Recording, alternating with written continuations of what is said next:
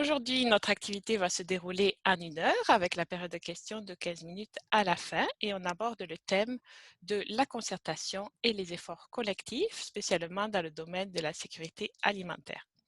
Dans la période qu'on traverse, améliorer la concertation, je pense, est de plus en plus importante. On voit qu'il faut travailler tous ensemble et ramer dans le même sens.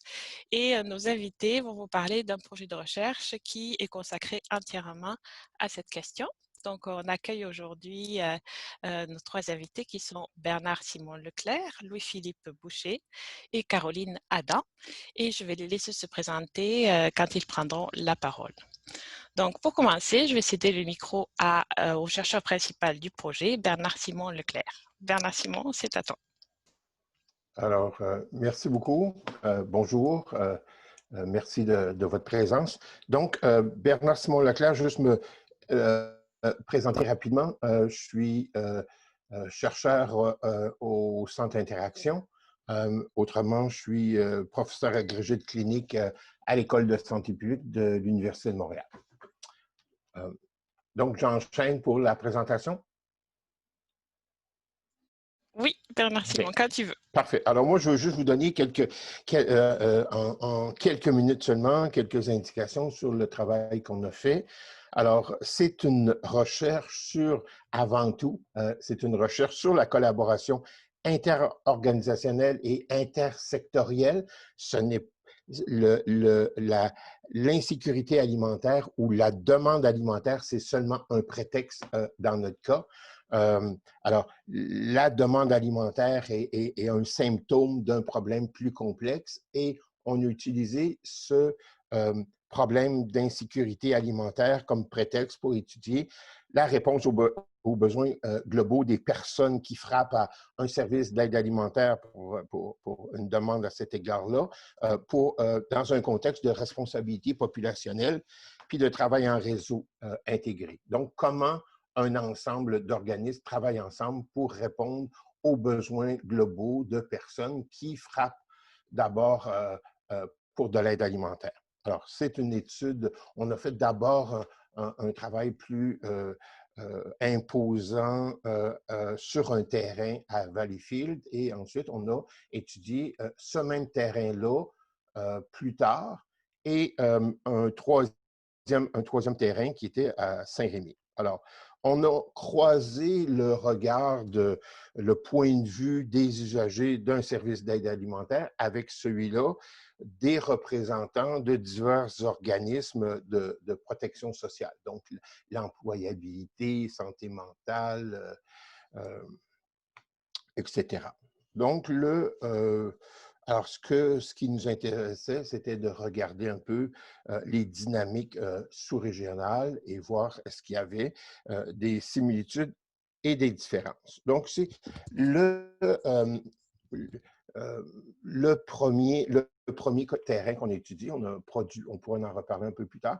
On a produit 5 rapports et il va y avoir un rapport global pour faire la comparaison là, des différents terrains. Donc, si je disais juste un mot sur des résultats globaux, principalement sur le terrain au Suroît à Valleyfield. Donc, alors, ça se résume avec les sous-titres qui sont dans le rapport synthèse. Alors, on parle d'une offre de service qui est diversifiée. Pardon, mon téléphone sonnait. Une offre de service qui est diversifiée, mais des besoins qui sont perçus et exprimés différemment selon les usagers et ceux qui répondent à leurs besoins, offrent des services et on va en reparler plus tard. Donc, ensuite, c'est un réseau qui est très serré, qu'on pourrait dire, qui est dense, mais qui est non centralisé autour d'acteurs en particulier. Ensuite de ça, bon, on pourrait dire que parce qu'on regardait comment est-ce que les organismes travaillaient comme un réseau intégré de services. Donc ça, c'est pas quelque chose qui est pleinement atteint parce que, disons qu'il y a des lacunes au niveau de la coordination et la communication qui est mal structuré. Donc, je laisse, alors voilà pour l'instant, on pourra en reparler plus longuement plus tard. Je laisse la parole à mon collègue Louis-Philippe. Oui, bonjour tout le monde. Mon nom, c'est Louis-Philippe Boucher. Je suis organisateur communautaire au 6 de la Montérégie-Ouest. En passant, oui, bonjour Mme Parizeau, qui vient de se joindre à nous. Je dis que je suis organisateur communautaire au 6 de la Montérégie-Ouest, mais à l'époque, il y a 7 ans, on était plutôt dans un C3S du Surroi, plus particulièrement au CLSC de Salaberry de Valleyfield. À l'époque, on avait été sollicité, on avait une de nos directrices adjointes, Mme Dubois, qui était déjà impliquée avec la chaire de recherche à l'époque, qui nous avait sollicité pour regarder sur notre territoire s'il y avait un sujet qu'on souhaitait mettre à l'épreuve avec la collaboration des chercheurs de la chaire ARIMA. Donc, en conciliabus, à l'époque de l'équipe des organisateurs communautaires et quelques partenaires, notre directrice justement, Mme Parizeau, on a émis le souhait de regarder la concertation que nous avions en sécurité alimentaire ou insécurité alimentaire, comme vous voulez, parce que c'est déjà une concertation qui existait depuis quand même quelques années, mais on avait le sentiment qu'elle n'atteignait pas les buts et les objectifs qui étaient souhaités. On se doutait qu'on n'était probablement pas capable de rejoindre la clientèle de la bonne façon et comment aussi aider les personnes qui sont desservies par les services de sécurité alimentaire, comment les aider à pouvoir se sortir de ce marasme-là qui est l'insécurité alimentaire. Probablement que les collaborations n'étaient pas au plus haut point, comme disait Bernard Simon tantôt, ce qui fait que les gens, depuis des générations en génération, demeuraient toujours dans le marasme de la sécurité alimentaire. Donc, on s'est associé, il y a déjà plus de 7 ans, je crois, à la chaire de recherche. Et dès le départ, on s'est associé au chercheur principal, qui est Bernard Simon, pour venir faire une analyse un peu extérieure de notre réseau du comité en sécurité alimentaire. Et comme disait Bernard Simon, on aurait pu choisir le sujet du logement, on aurait pu choisir le sujet de la santé mentale, mais sur notre territoire, l'enjeu majeur dans la pyramide des besoins, je vous dirais que c'est la sécurité alimentaire. On est dans un secteur très défavorisé au niveau des indices de développement des communautés. Alors, l'enjeu de la sécurité alimentaire devient particulièrement dangereux, même, je vous dirais même avec le COVID, là, ça a encore augmenté. Donc, en gros, ça résume pourquoi on a décidé de s'impliquer dans ce dossier-là en collaboration et que ça nous a apporté beaucoup de réponses et beaucoup de questionnements aussi. Ça nous a déjà donné des pistes de réflexion à amener au comité de sécurité alimentaire sur lesquelles Bernard Simon va pouvoir plus vous parler plus tard. Merci beaucoup. Merci Bernard Simon et Louis-Philippe pour cette présentation un peu à vol d'oiseau d'une recherche, comme tu le disais, Louis-Philippe, qui est quand même de grande envergure. Donc, pour parler un peu, pour aborder un peu le sujet des résultats, c'est sûr qu'on ne pourra pas passer à travers tous les résultats de la recherche. Mais on va parler aujourd'hui d'une trousse pratique notamment qui a été produite dans le cadre de cette initiative. Donc Caroline, est-ce que tu pourrais te présenter tout d'abord, puis nous présenter la trousse? Oui, bonjour, mon nom est Caroline Adam, je suis chercheure de collège au Cégep du Montréal et j'ai été en fait invitée à collaborer justement à l'élaboration de la trousse. Donc, moi, en fait, je suis arrivée dans le projet et déjà, il y avait les résultats, une partie des résultats étaient déjà les résultats étaient déjà faits. Donc, l'idée, c'était de réfléchir l'ensemble, puis il y en avait beaucoup de résultats. Donc, en fait, c'était de réfléchir au-delà, dans le fond, du transfert de connaissances, qu'est-ce qui pouvait être intéressant à vulgariser et aussi à construire des activités autour de ces résultats-là pour justement susciter des discussions qui résonnent en fait dans les réseaux et aussi en fait auprès des usagers. Donc, c'est comme ça que je me suis intéressée à l'ensemble des résultats qui avaient été produits pour cibler 2 sujets plus particulièrement pour construire justement un feuillet de vulgarisation et 2 feuillets de vulgarisation et 2 activités. Donc, concrètement, la trousse contient justement un premier feuillet qui a été fait sur la notion de besoin. Dans cette recherche-là, on s'est intéressé justement à l'intérieur d'un organisme qui intervient en sécurité alimentaire aux besoins qui étaient évoqués par les usagers et aux besoins qui étaient perçus par les intervenants. Donc, on a fait la liste de ce qu'on identifiait d'une part et d'autre, comme les besoins des usagers, les besoins des usagers par les intervenants. Et on a fait une espèce de comparaison pour voir est-ce que l'identification de ces besoins-là concordait. C'est-à-dire, est-ce que les besoins qui étaient mentionnés par les usagers étaient aussi perçus par les intervenants et vice-versa, est-ce que les besoins perçus par les intervenants étaient vécus par ou plutôt ressentis par les usagers. Donc, et l'idée, c'était pas non plus de faire le procès de la perception des intervenants, mais ça nous aidait peut-être à comprendre l'adéquation des services avec l'expérience des usagers. Donc, en fait, puis il y a des choses aussi assez intéressantes qui sont ressorties de cet exercice-là, entre autres au niveau des besoins ressentis par les usagers, mais qui n'étaient pas perçus par les intervenants. Il y avait entre autres la notion de qualité de la nourriture, qui était, en fait, les usagers faisaient mention que, entre autres, souvent les dates de péremption étaient soit rapprochées ou déjà les produits, en fait, la date était déjà passée. Et en fait, du côté des intervenants, cette idée-là des besoins de qualité de nourriture n'avait pas été perçue. Cependant, l'ensemble de la recherche démontre que dans leur réseau et dans la réalité de leur organisation, c'est que les intervenants avaient comme préoccupation une des premières préoccupations de donner suffisamment de nourriture et que la qualité arrivait pas souvent à s'imposer comme sujet, puisque la quantité même de la nourriture n'était pas toujours assurée. Aussi, en fait, il y avait la notion de contre-don qui a été nommée par les usagers, c'est-à-dire qu'ils disaient qu'il aurait aimé ça contribuer aussi. Évidemment, il était reconnaissant de recevoir, en fait, cette aide-là, mais il aimerait avoir des opportunités de contribution également, ce qui n'avait pas été identifié par les résultats. Donc, en fait, on se disait que ce serait intéressant de faire une activité qui, justement, va donner l'occasion à un organisme ou plusieurs qui interviennent en sécurité alimentaire de faire cet exercice-là à l'interne, de voir quels sont les besoins ressentis par les usagers, puis quels sont les besoins qui sont perçus par les intervenants. Donc, on a créé une activité autour des résultats qui ont été recueillis dans le cadre de cette recherche-là.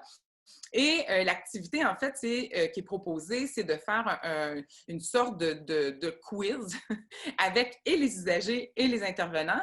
Et en fait, on a distribué en fait la liste des besoins et on demande aux usagers et aux intervenants d'essayer de deviner dans quelle catégorie le besoin s'est retrouvé. Est-ce qu'il a été nommé et par les intervenants et par les usagers? Est-ce qu'il a été nommé que par les usagers ou que par les intervenants? Et en fait, l'idée, évidemment, c'est d'offrir une possibilité aux usagers de s'exprimer sur leurs besoins, mais aussi c'est une façon pour les organismes de recueillir un peu l'expérience de leurs usagers au sein de leur organisme. Et on a eu la chance, dans le fond, de tester cette activité-là. Et là, je passerai peut-être la parole à Louis-Philippe pour continuer sur comment ça s'est déroulé sur le terrain. Merci, Caroline. Oui, on était à l'organisme Sourire sans fin, qui est à Saint-Rémy, dans un milieu très agricole, très rural, une petite municipalité, là, très, très petite, peut-être 2000 habitants.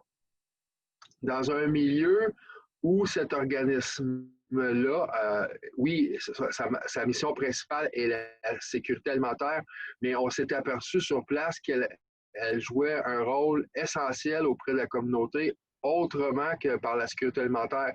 Étant donné qu'il y a beaucoup de gens en milieu rural qui sont isolés, qui sont chez eux et les distances aussi avec le point central du village, des fois, c'est quand même assez loin. Les gens n'avaient pas nécessairement de véhicule. Alors, cet organisme-là devient, je vous dirais, un lieu central pour la participation citoyenne aussi dans cette petite localité-là. C'est un organisme qui existe quand même depuis quand même assez longtemps. C'est particulier de voir que dans un milieu agricole, où c'est pratiquement que des entreprises agricoles autour, que des gens n'aient pas accès à des fruits et des légumes. C'est vraiment choquant de voir ça.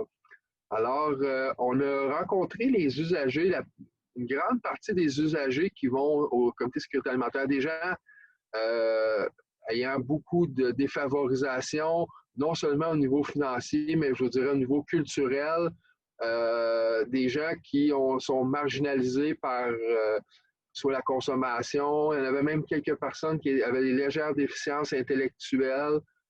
Des gens aussi que on voyait que la vie les avait la vie n'avait pas été facile pour eux depuis leur naissance, là, qui avaient été abusés ou toute chose.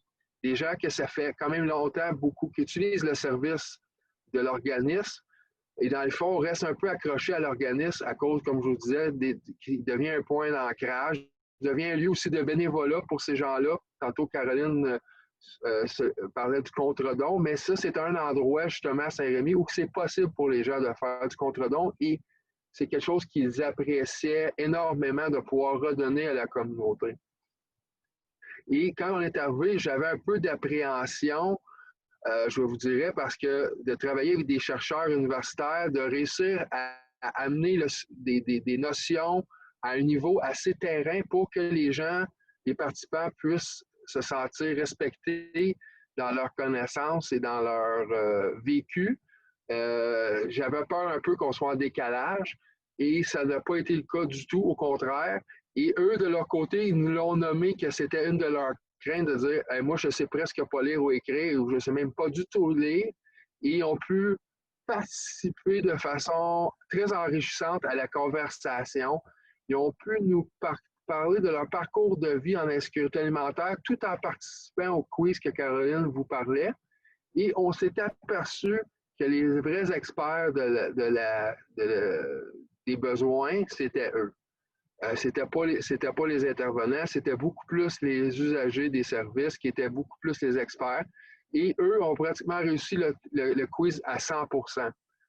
Donc, ils étaient vraiment capables de vraiment regarder vraiment pour eux c'est quoi les besoins particuliers de la clientèle versus les intervenants. Et c'était très beau de voir. Ils nous l'ont nommé par la suite. C'est la première fois de leur vie qu'ils se sont sentis respectés et qu'on a été sollicité leurs vrais besoins très intimes, puis de passer par-dessus la gêne, d'expliquer pourquoi qu'on est pauvre, pourquoi qu'on a besoin de sécurité alimentaire. Ils ont été capables d'exprimer tout ça. Ils se sont sentis très respectés. Et ça s'est fait dans le plaisir, quand même dans le plaisir. Là, c'était quelque chose qui était très plaisant à faire. Et ils nous ont même demandé quand est-ce qu'ils allaient revenir. Donc, on est en train de regarder pour peut-être les ressolliciter, mais sur un autre sujet que la sécurité alimentaire, justement, de se servir un peu du même principe, mais sur un autre sujet, probablement sur l'isolement social ou le logement social, peut-être. On est en train de regarder ça. Donc, cette présentation-là, ce quiz-là qui semblait banal au départ, mais ça a apporté beaucoup de richesse, autant à la recherche que pour ces gens-là personnellement. Et si je peux rajouter aussi dans l'exercice, ce qui, à mon avis, cette trousse-là représente aussi une opportunité de recueillir des informations pour les organismes. C'est vraiment une façon, à mon avis, quand même, parce qu'il y a de demander aux gens qu'est-ce que vous pensez de nos services. Et évidemment, il y a toujours des enjeux de pouvoir dans ces situations-là.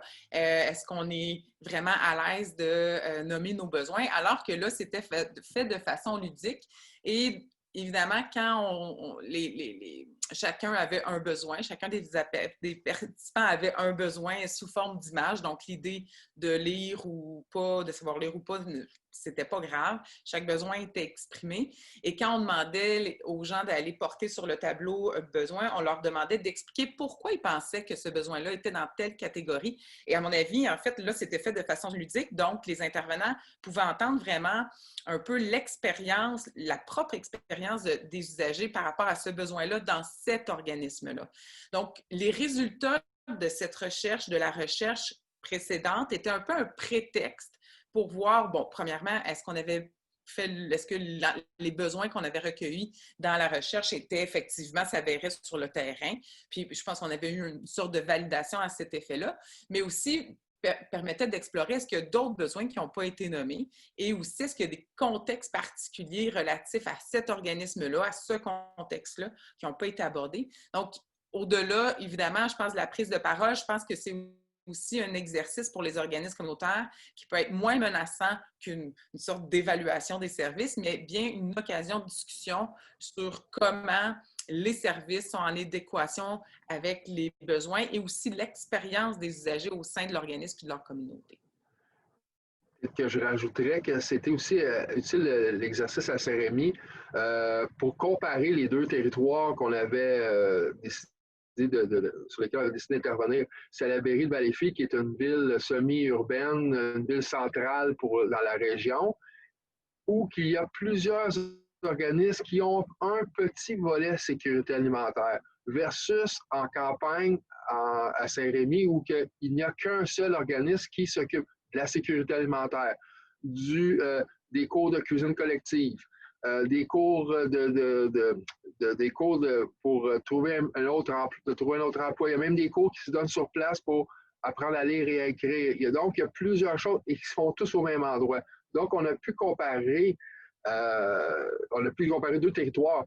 À Saint-Rémy, c'est la toile d'araignée un peu là, de la coordination. Tout tourne autour de cet organisme-là. Donc, tous les autres organismes ou le CLSC de la région, tout ça, donc les liens sont du CLSC vers cet organisme-là. Tous les autres participants, c'est vers l'organisme Sourire sans fin. Tandis qu'à Salaberry de Valleyfield, on va rester dans le thème du COVID, il y a plusieurs bulles, on pourrait dire plusieurs bulles classes un peu dans le secteur de Salaberry de Valleyfield. Il y a des organismes qui travaillaient ensemble, tandis que d'autres groupes travaillaient ensemble. Les groupes de femmes, de soutien aux femmes, travaillaient beaucoup en collaboration en sécurité alimentaire entre elles. Les groupes en santé mentale travaillaient entre eux. Et auparavant, dans la première version de la recherche, le CLSC était pas mal un point central, était la porte d'entrée de CLSC pour pouvoir par la suite référer vers ces organismes-là. On s'était aperçu dans la deuxième phase qu'on a fait la recherche au même endroit à Salaberry de Valleyfield. Ça nous a permis de voir aussi que le CLSC n'était plus nécessairement la porte d'entrée, c'était d'autres organismes communautaires qui devenaient la porte d'entrée de référence vers d'autres partenaires. Et peut-être pour poursuivre là-dessus, Aurélie, j'irai avec le deuxième outil parce que ça fait un peu le lien avec l'action en réseau. Est-ce qu'on était... Parfait, oui, je vais le mettre à l'écran tout de suite.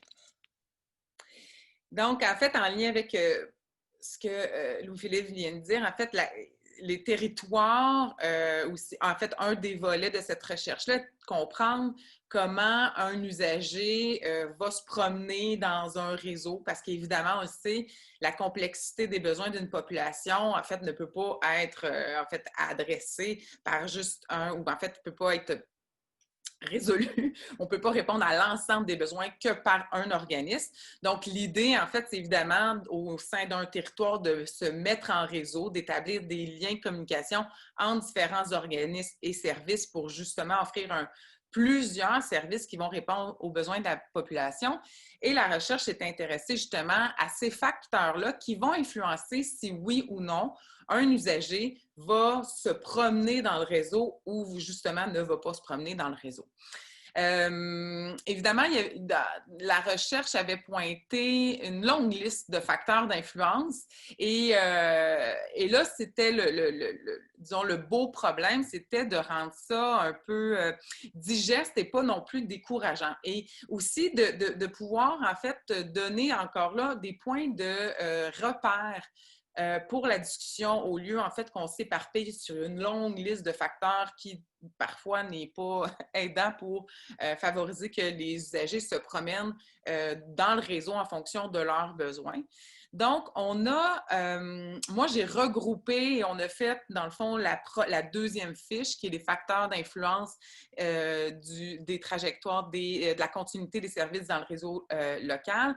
Et on a regroupé ces facteurs d'influence-là selon 3 dimensions, disons, au niveau des individus, des intervenants et du réseau.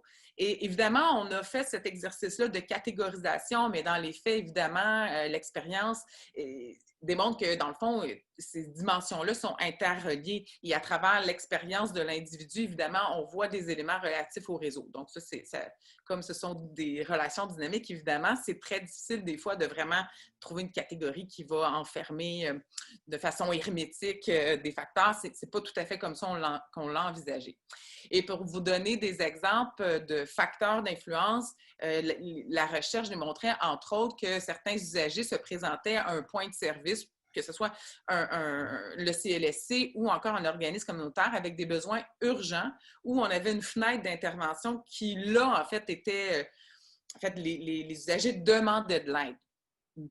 Malheureusement, par certains impératifs de réseau, on n'était pas en mesure de répondre à ce moment-là, à ce besoin-là.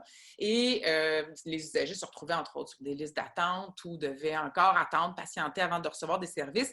Et ça faisait en sorte que les gens arrêtaient, en fait, leur trajectoire au sein du réseau.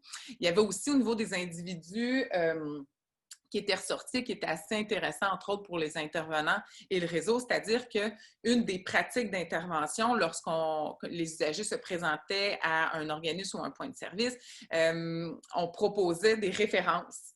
Et de par l'extrême complexité des problèmes rencontrés par les individus, ça semblait difficile pour eux de mettre en œuvre ces actions-là. Et donc, l'action, en fait, pour propulser l'usager dans le réseau qui était la référence, en fait, ne fonctionnait pas. À moins, et là, c'est là qu'on peut rentrer dans la deuxième dimension qui est liée aux intervenants, c'est-à-dire qu'à moins que l'intervenant ait une capacité, lui, de mobiliser son réseau, de favoriser des prises de rendez-vous rapides ou encore de faire la démarche avec, au lieu de seulement, en fait, donner la référence. Donc, c'était un élément, entre autres, qui faisait en sorte que les individus ne continuaient pas leur trajectoire en fonction de leurs besoins. Une autre chose intéressante au niveau du réseau qui est ressortie, c'est la notion de confidentialité qui est extrêmement importante, puis que beaucoup d'organisations ont à respecter les notions de confidentialité.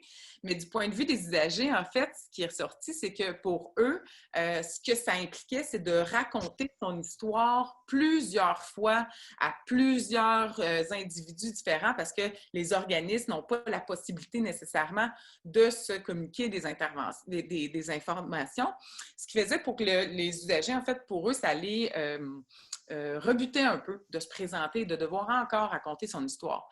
Même chose pour certains intervenants qui disaient que, dans le fond, les intervenants plus issus de l'institutionnel, en fait, les intervenants communautaires trouvaient que les institutions, c'était difficile, en fait, d'avoir une collaboration pour partager de l'information de par l'obligation de confidentialité, ce qui limitait justement l'accompagnement en réseau pour ces personnes-là.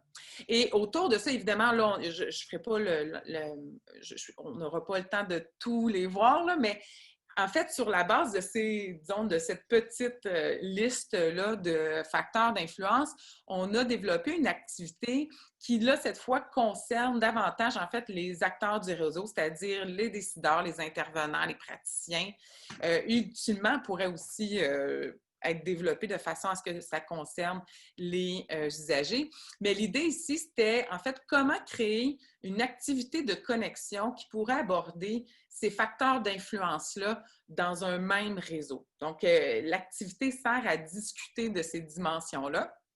Et ce qu'on a pensé, c'est d'inviter évidemment des acteurs de différents milieux au sein d'une même réunion. Et l'idée, c'est de présenter avec le fichier, le feuillet de vulgarisation, les dimensions puis un peu leur explication et de faire des bulles de discussion au coin de la pièce en fonction des facteurs, soit individus, intervenants, réseau. Et l'idée, c'est de faire des sous-groupes et que chaque personne, au cours d'une rencontre à peu près de 45 minutes, 1 heure, bien, puisse aller discuter en sous-groupe de chacune des dimensions.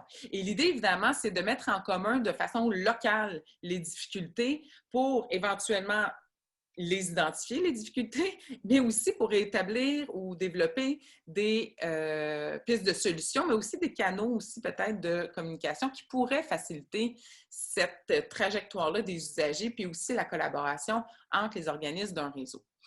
On n'a pas testé dans cette forme-là l'activité, mais on a présenté les facteurs d'influence auprès de professionnels, puis encore là, je pense que je passerai la parole à Louis-Philippe pour parler de comment ça a résonné. Oui, merci Caroline. Oui, autour de la table, on avait invité d'autres organisateurs, ou bien plutôt d'autres organisatrices communautaires qui traitent du sujet de la sécurité alimentaire ou de d'autres sujets, car, comme on dit depuis le début, la notion de sécurité alimentaire n'est qu'un prétexte. C'est de beaucoup plus regarder les partenariats, les collaborations, les réseaux. Alors, il y avait des gens qui travaillaient sur d'autres dossiers. Il y avait aussi des agents de promotion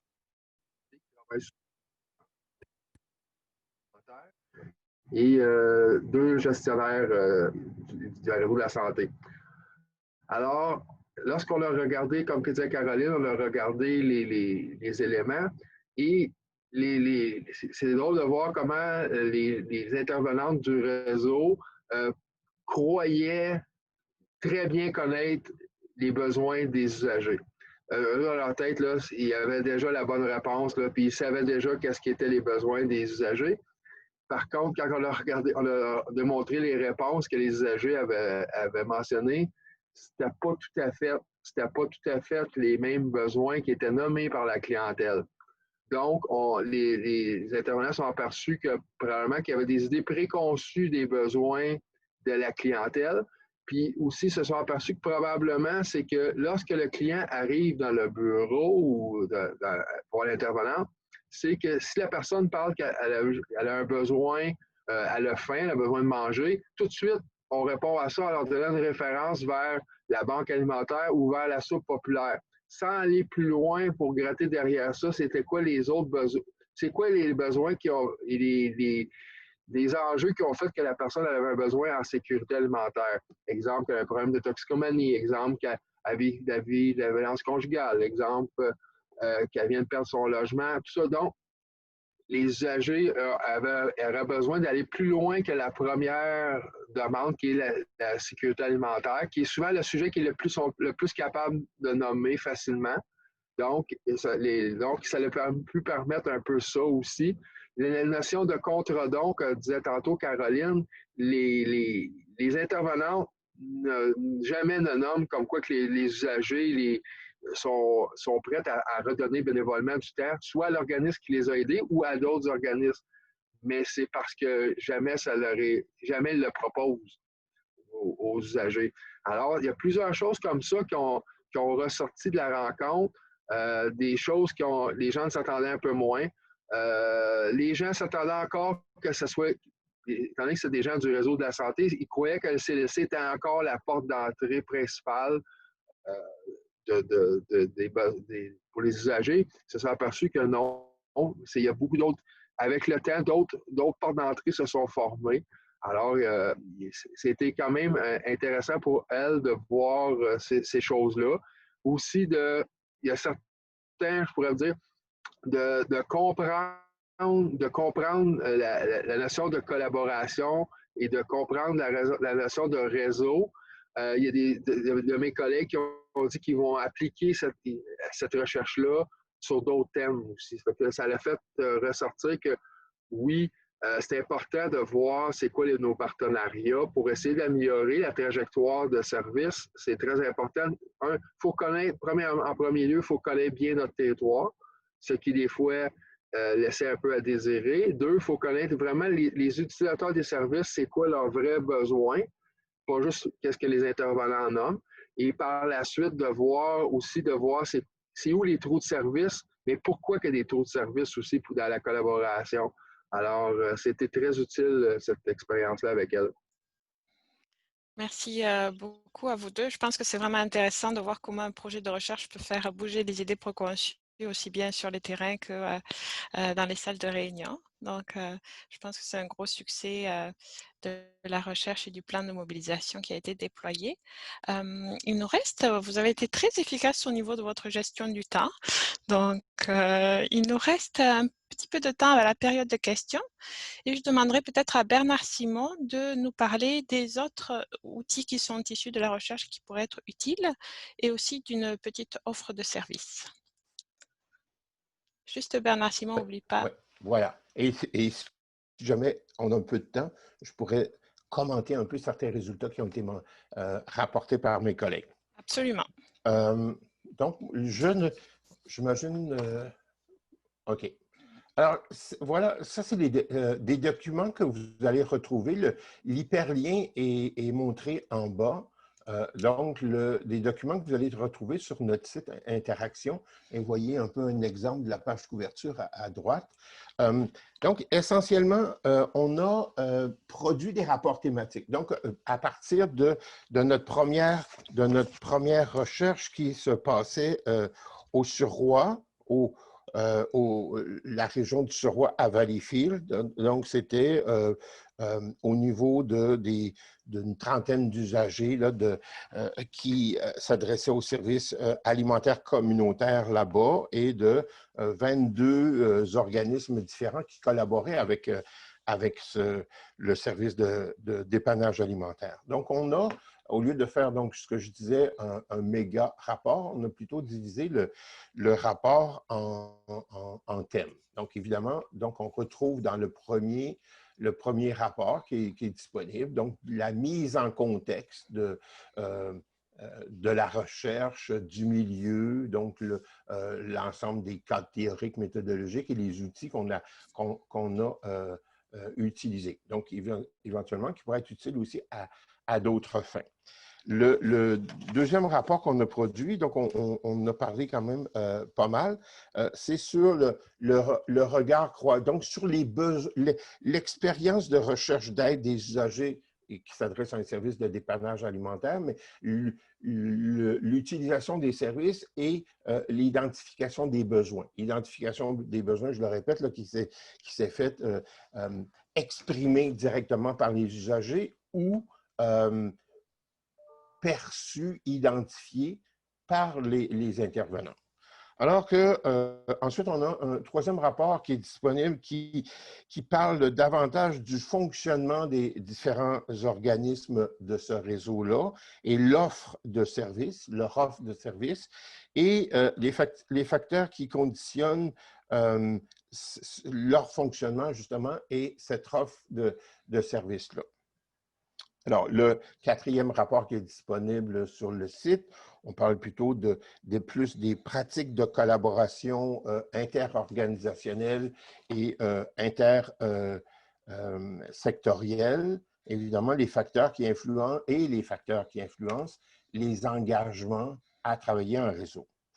Voilà. Ensuite, notre cinquième rapport, qui est un rapport un peu global, malgré tout, juste parce que j'ai déjà mentionné que notre recherche visait à étudier comment un ensemble d'organismes dans un réseau travaillent ensemble pour répondre aux besoins globaux d'usagers. Donc, c'était, on a comparé finalement l'évaluation la réalité observée sur le réseau étudié versus un réseau idéal où les dimensions d'un réseau intégré de services.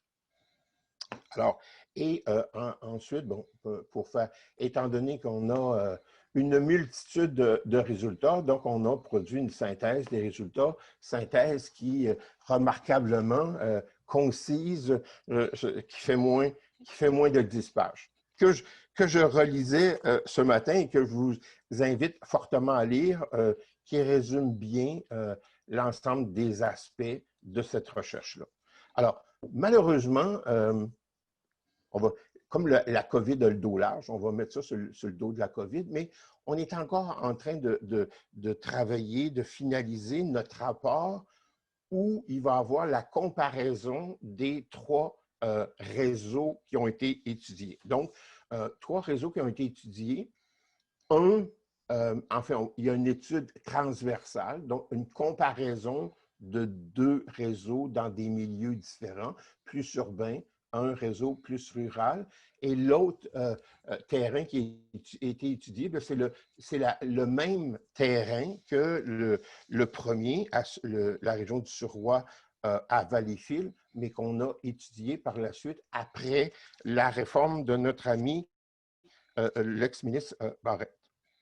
Voilà. Et ensuite, la dernière chose que vous allez retrouver, donc, c'est ce que Louis-Philippe et Caroline ont présenté, donc la trousse pratique collaborer pour lutter contre l'insécurité alimentaire, donc que vous allez retrouver sur notre site. Excuse Bernard Simon, c'est Louis-Philippe. Je vais peut-être rajouter justement, tu viens de glisser un mot, on a fait de la recherche avant et après la réforme Barrette, on va dire. On a aussi l'autre collaboratrice, l'autre chercheur, Andréane Parent aussi, qui est venue rencontrer le comité sécurité alimentaire pour justement qu'on nomme qu'est-ce que ça avait changé, la réforme, qu'est-ce que ça avait changé au niveau même de la sécurité alimentaire et des organismes en sécurité alimentaire. Fait que cette recherche-là aussi existe aussi, là, la collègue d'Arima aussi, Andréane Parent aussi.